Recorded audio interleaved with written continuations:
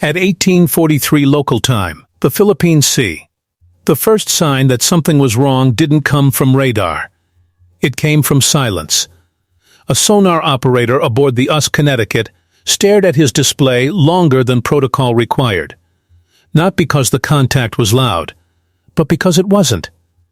The ocean around the submarine was layered, thermally complex, noisy in the way deep water always is. But threaded through that chaos was something deliberate. Slow, controlled. 3 knots, depth 400 feet, bearing 270. Then another. Then another. The system began correlating without being asked. Pattern recognition kicked in. Spacing too even, speed too disciplined. This wasn't marine life. This wasn't random traffic. The operator swallowed. Supervisor, I'm counting 7. The watch supervisor leaned in, shoulders tight. The display resolved further as passive returns stacked into coherence.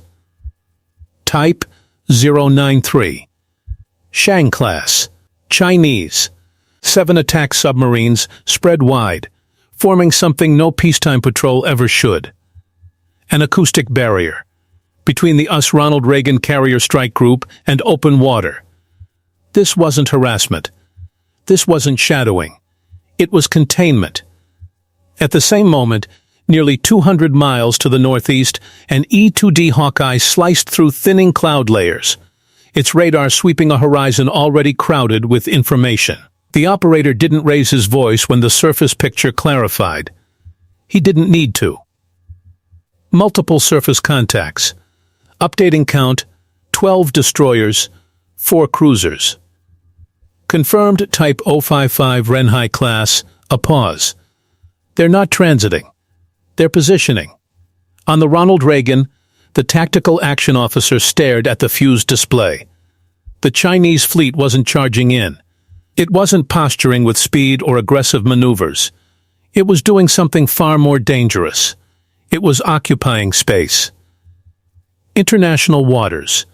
Legally defensible. Operationally suffocating. Naval strategists had a term for this kind of move, fait accompli. You don't fire. You don't threaten.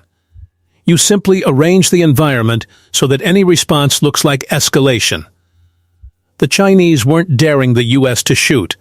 They were daring the US to move. And Beijing was betting that Washington wouldn't. What followed over the next 6 hours wouldn't involve missiles or explosions, but it would bring the Pacific closer to war than most people would ever realize.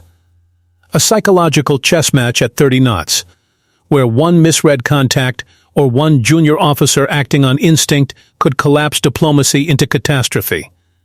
And China believed it had planned for every move. They hadn't. Rewind 96 hours. Deep inside Beijing's Central Military Commission, a wall-sized display glowed with the geography of the Western Pacific. Red and blue icons marked shipping lanes, air corridors, patrol boxes. This wasn't a crisis meeting. This was a rehearsal going live. Operation Seawall had been refined for 18 months. It wasn't an invasion plan.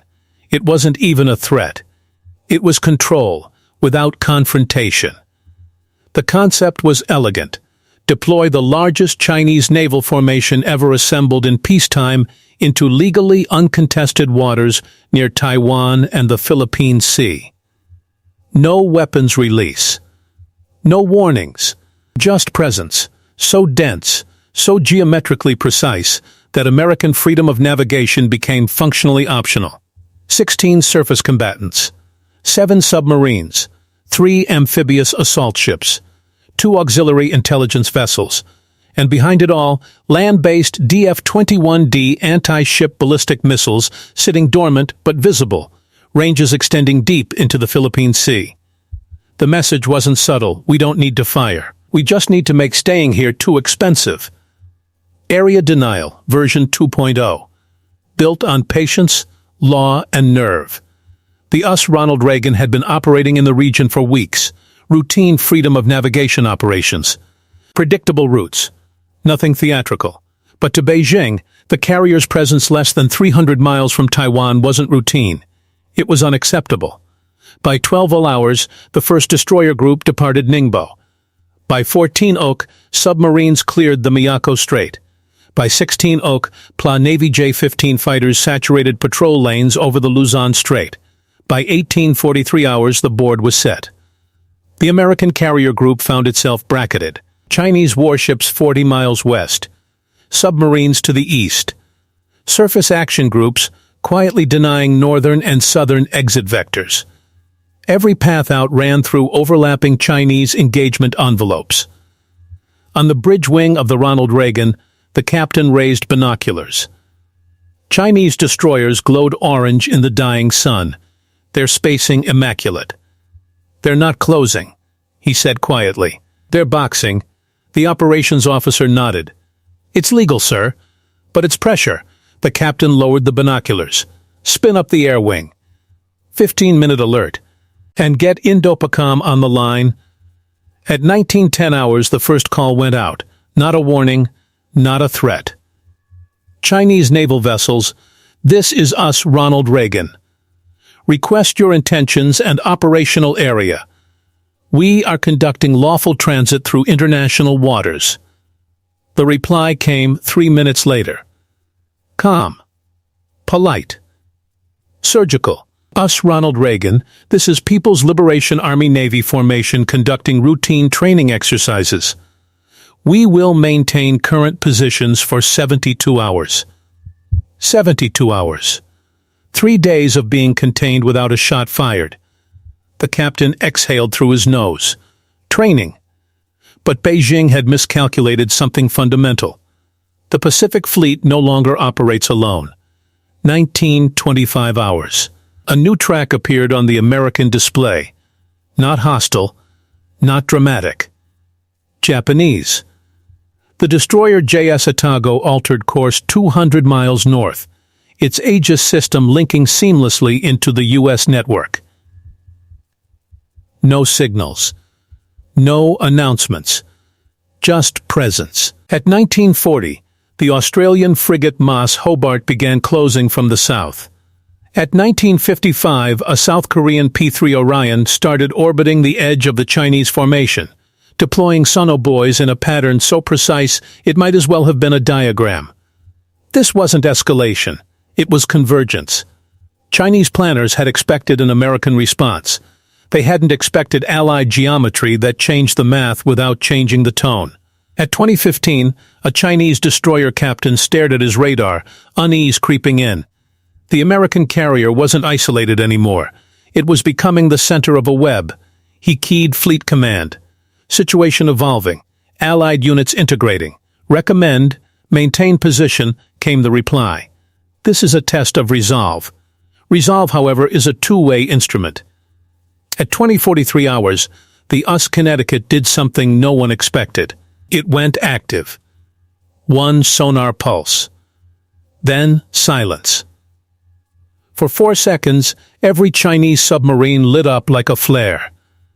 Positions compromised. Stealth erased. The message wasn't aggressive. It was definitive. We know exactly where you are. Chinese submarines dove hard, trying to regain advantage. But the damage was done. The invisible had become visible. The standoff had changed.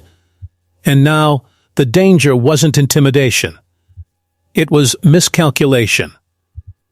21:38 hours.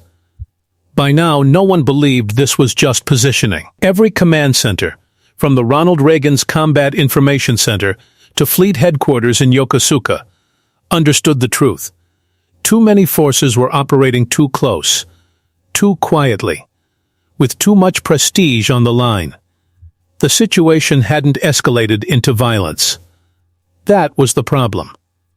Modern naval crises don't break because someone wants a fight. They break because someone misunderstands a signal. At 21:45 hours, that misunderstanding almost happened. A PLA Navy J-15 fighter detached from its patrol orbit and descended toward the American carrier group. Not aggressively, not overtly threatening, just close enough to test response time, 200 feet. That was the separation. Close enough to feel turbulence. Close enough to make instinct matter. The American F-A-18 Super Hornet pilot felt the jet buffet as the Chinese aircraft crossed his nose. Training took over before adrenaline could. He didn't arm weapons. He didn't flare. He broke left, hard. Inside the cockpit, his voice was flat. Chinese aircraft, you are operating unsafely. Maintain separation. The response came not in words, but in motion. The J-15 throttled up and climbed directly across the Hornet's projected flight path, forcing a second evasive maneuver. On the carrier, the air boss slammed a hand on the console. That's a hostile intercept. The captain raised his palm. Log it. Record everything. No kinetic response, because once a weapon is armed, control evaporates. But while everyone was watching the sky, the real crisis was forming underwater. 22:03 hours. One of the Chinese Type 093 submarines detected something that shouldn't have been there. Fast screws. Active sonar pings. Closing rapidly. To the submarine's commander, it looked unmistakable. A torpedo. It wasn't. It was a US Mk-48 exercise variant. Unarmed, broadcasting identification, part of routine anti-submarine training that had been ongoing before the standoff began. But context matters more than facts, and context said danger. The Chinese commander didn't have time to debate probabilities. He had seconds. He deployed a decoy and executed an emergency dive. That maneuver, perfectly defensive in isolation, put his submarine on a collision vector with something he didn't know was there, a Japanese destroyer. The sonar operator aboard JS Otago watched his display explode with returns. Submarine. Chinese. Rapid depth change. Erratic course. For a fraction of a second, the Japanese captain faced the kind of decision naval officers trained their entire careers to avoid. Was this an attack? Or a mistake? Torpedo in the water procedures are automatic. Muscle memory. Built to protect lives. The captain held fire. But he did authorize immediate airborne response. At 22:07 hours, an SH-60K helicopter lifted off the deck, deploying active sonobuoys in a dense pattern. The acoustic picture sharpened instantly. Not one submarine. Several. Every Chinese submarine within 40 miles was suddenly illuminated, pinned. The Chinese Fleet Command saw it at the same moment. Their stealth screen had collapsed. 22:15 hours.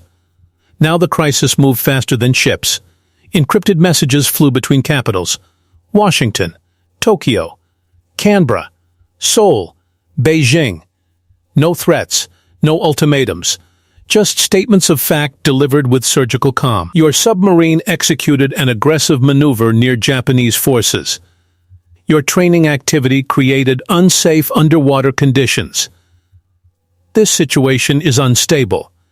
For 17 minutes, the Pacific held its breath. No one moved aggressively. No one disengaged. Everyone waited for someone else to blink. Then the phone rang. 22:32 hours. The U.S. Secretary of Defense spoke directly with China's Minister of National Defense. 4 minutes. No recordings, no leaks. But something fundamental shifted. At 22:40 hours, Chinese destroyers began adjusting course, not retreating, not surrendering. Repositioning. A corridor opened to the southeast. 20 miles wide. Narrow, but unmistakable. At 22:45, the US Ronald Reagan increased speed to 15 knots. Not sprinting, not fleeing, transiting. Exercising freedom of navigation through space that had been denied hours earlier. Japanese and Australian vessels slid into escort positions without ceremony. Korean patrol aircraft remained overhead. At 23:18 hours, the carrier cleared the Chinese formation's outer edge. No weapons fired. No missiles locked. No casualties. But nothing about the encounter felt like a draw. 020 hours. As the carrier resumed patrol operations east of the formation, analysts began assembling the picture. China had proven it could deploy overwhelming force quickly.